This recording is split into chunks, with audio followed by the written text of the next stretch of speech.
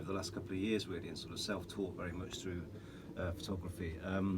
But what I'm always interested in, I suppose, is narrative, because I write as well, and I work within theatre. So I suppose what I'm always thinking about when I'm out with the camera is looking for narrative as much as possible. But also, I suppose it's kind of helps me to sort of see the world in a different way, to sort of, because very much I would historically look at the world, I suppose, through words and through storytelling, but actually photography is another way to do that. So it's been a real interesting sort of release and development for me, that I've begun to sort of look at the city again in different ways. I'm really interested in, I suppose, transformation, in the way that you can sort of see the city, or take an angle on something and actually see something completely new, and the use of the way that the light might fall in a particular way across phone boxes or across a car park, those kind of things. There's lots of people sort of taking that view. I think that's I suppose what's interesting about it as well, is to try and develop your own style, which is just about taking lots of photographs, I think, and just getting out there and just shooting as much as you can.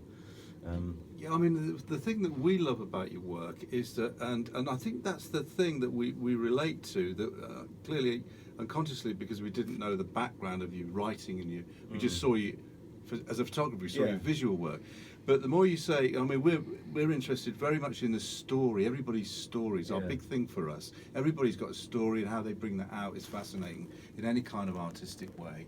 So when we look at your stuff, it makes a lot of sense to us, even if it's a phone box in a light. There's some kind of story, but something's about to happen there, or it's just happened there. It kind of bring it to life, and that's a really good gift. That's interesting, the thing of something's just happened or about to happen, because the photography buffs and people who sort of like do their photography history, of course, was the idea of sort of like the defining sort of moment of being like Bresson was there.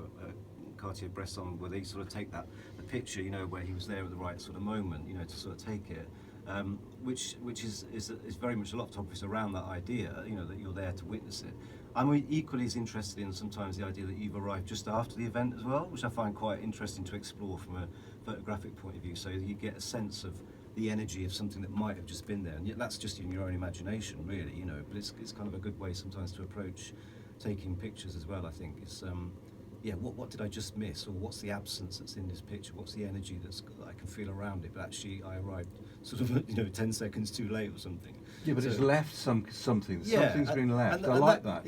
That's really just my own personal approach, I suppose. That I sort of that sort of sense of being afterwards, feels equally as exciting to me as actually capturing the inciting incident as well.